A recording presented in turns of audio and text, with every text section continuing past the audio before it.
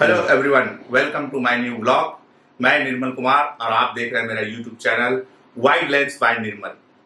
तो आज जो है हम आपको ट्रैवल से रिलेटेड जानकारी देंगे कि आप कम पैसे में विदेश यात्रा कैसे करें। आप लोगों के अंदर ये बहुत सारे भ्रम है कि विदेश यात्रा करने के लिए बहुत सारे पैसे खर्च होता है, तो मैं आपको स्टेप बाय स्टेप बताऊंगा कि आप कम खर्चे में विदेश यात्रा कैसे कर सकते हैं। तो फिर चलिए आज का ब्लॉग शुरू करते हैं। और अगर अभी तक आपने सब्सक्राइब नहीं किया है तो सब्सक्राइब कर लीजिए और इस वीडियो को लाइक कर दें। अब जो है हम आपको बताएंगे कि विदेश यात्रा आप कम खर्चे में कैसे करेंगे। तो देखिए, विदेश यात्रा के लिए सबसे पहले डॉक्यूमेंट्स क्या क्या जो है आपको इम्पोर्टेंट होता है, तो हम आपको पहले डॉक्यूमेंट्स की जानकारी देंगे क्या क्या आपको चाहिए। तो विदेश यात्रा के लिए जो है इसके लिए डॉक्यूमेंट्स जो चाहिए, सबसे पहले चाहिए पासपोर्ट चाहिए। जो पासपोर्ट जो है मिनिमम जो है 6 मंथ की वैलिडिटी चाहिए आपके पासपोर्ट पर, 6 मंथ। फिर उसके बाद चाहिए आप जिस कंट्री में जा रहे हैं वहां का वीजा, ये इंपॉर्टेंट। फिर चाहिए आपको वीजा। फिर तीसरा जो चीज चाहिए आपको वो इंश्योरेंस। वो बहुत ही जरूरी है कि आपको इंश्योरेंस जो है लेना ही लेना है। किसी भी कंट्री में आप जाता है और बहुत सारी कंपनियां इंश्योरेंस देती है बहुत सस्ते रेट पे, तो वो है इंश्योरेंस। फिर उसके बाद है फ्लाइट टिकट।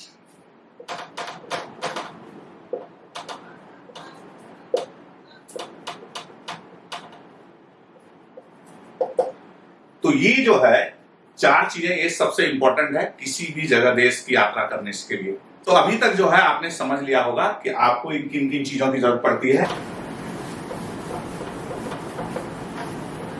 तो अब इसमें जो हमारा जो मेन खर्चा आता है वो किन किन चीजों में कितना आता है। तो सबसे पहला होता है फ्लाइट टिकट।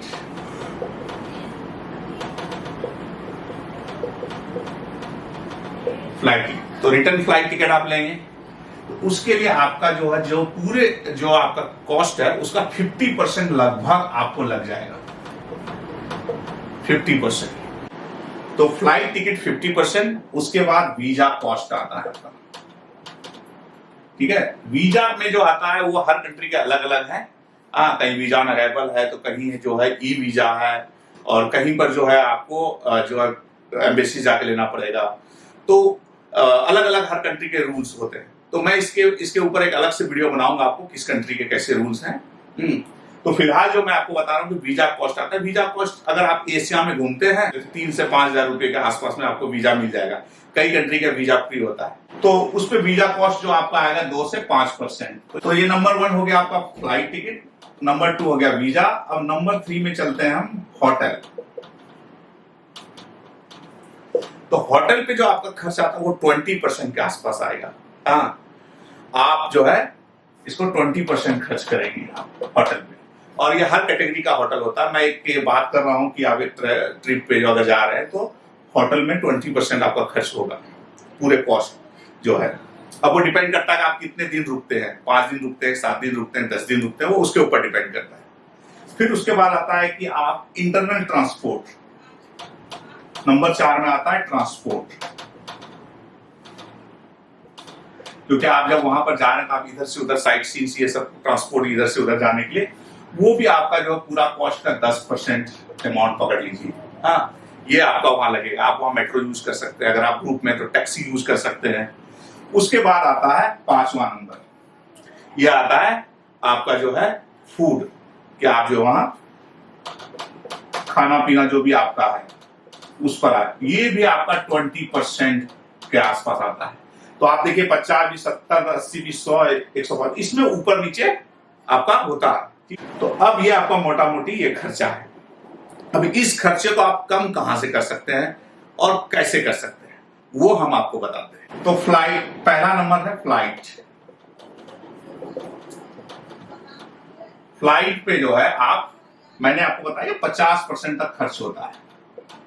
तो आप इसको कम कर सकते हैं। इसका कम करने का सबसे बेहतरीन तरीका है कि आप जो है ट्रैवल करने से लगभग जो है 2-3 महीने पहले टिकट बुक कीजिए। ये आप कॉस्ट जो है 25 से 30% तक भी आप ला सकते हैं, यानी इसको कम करके आप 25% पर भी ला सकते हैं। अब कैसे ये होगा?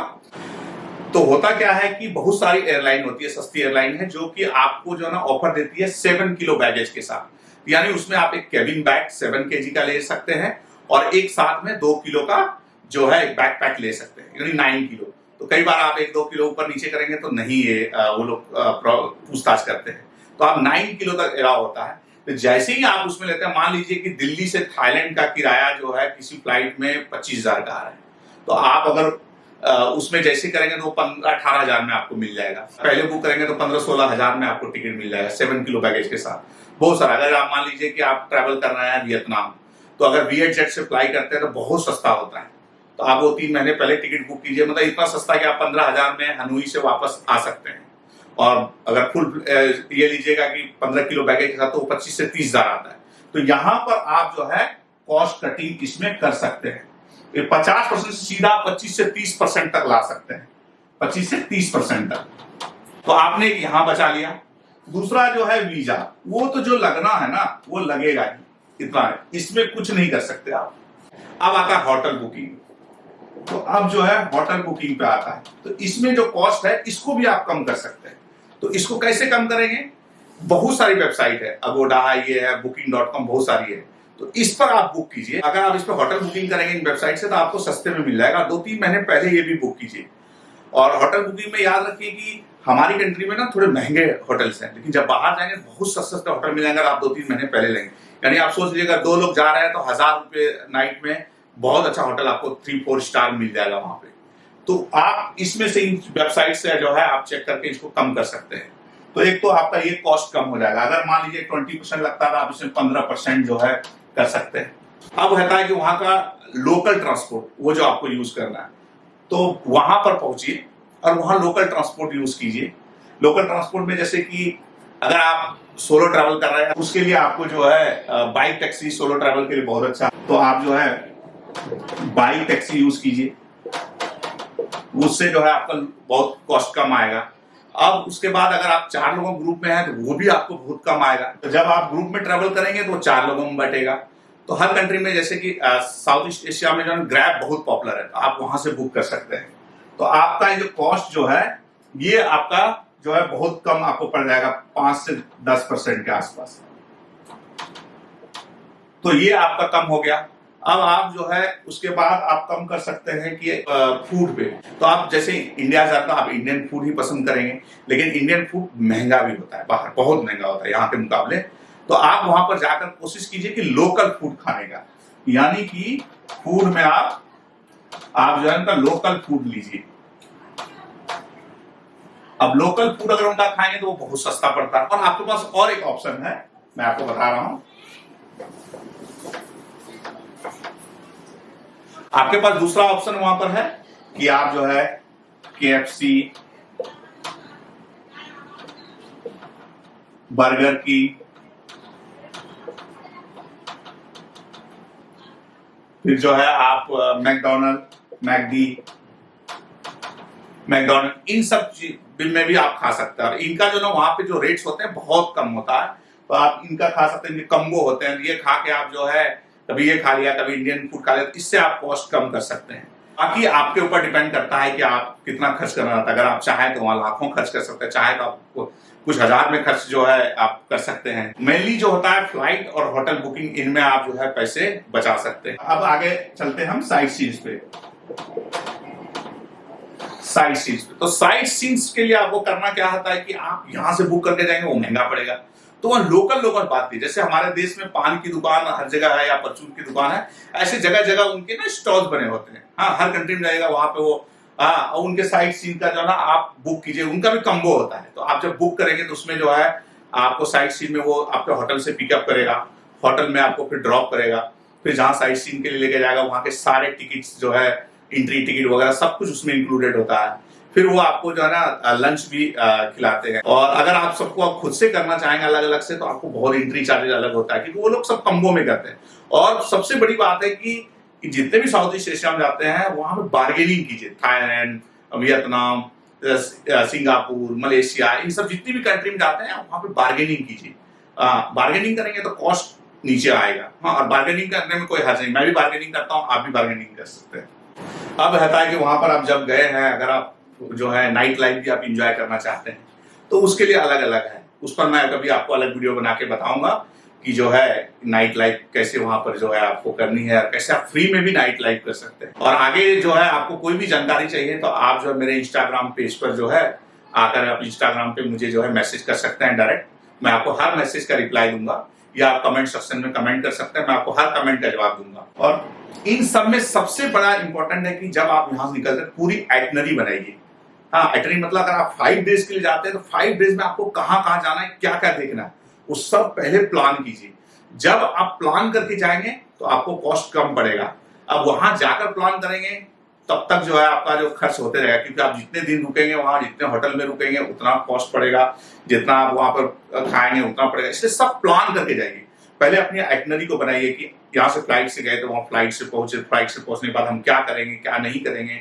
हाँ, वो पूरा आइटनरी बनाइए, कहाँ डे 1 जाना है, कहाँ डे 2 जाना है, कहाँ डे 3 जाना है, कहाँ डे 4 जाना है या डे 5, कैसे वहां जाना है, लोकल ट्रांसपोर्ट यूज करना है। वो सबकी आइटनरी आप पहले बनाइए और फिर ट्रैवल कीजिए किसी देश का।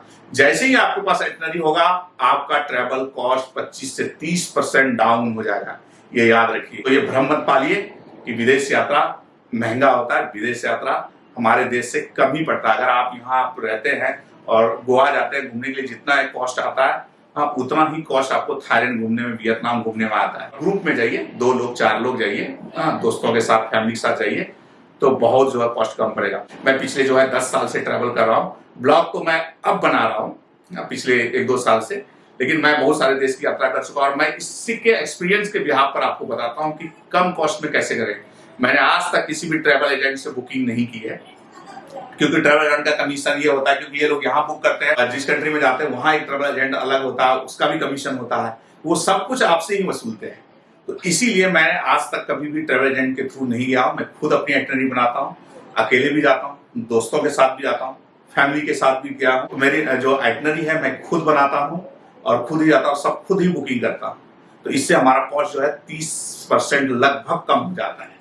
तो आप भी इसी तरह अपने कॉस्ट को कम कीजिए। तो कोई भी क्वेश्चन हो तो आप मुझे इंस्टाग्राम पे जो है मैसेज करें, मैं आपका जवाब जरूर दूंगा। तो ये जो है मेरा पहला ब्लॉग है इस ट्रैवल से रिलेटेड इस तरह का, और जो है मैं अपने चैनल पे आपको जो है और इससे अलग अलग जो है ब्लॉग बनाऊंगा, हर कंट्री वाइज बनाऊंगा कि हम थाईलैंड कैसे कम खर्चे में जा सकते हैं, कहाँ पर आप नाइट लाइफ एंजॉय कर सकते हैं, सारी जानकारी आपको इस तरह का दूंगा। बाकी आज का ब्लॉग अब यहीं समाप्त करते हैं। तब तक के लिए लाइक करें, शेयर करें और सब्सक्राइब करें।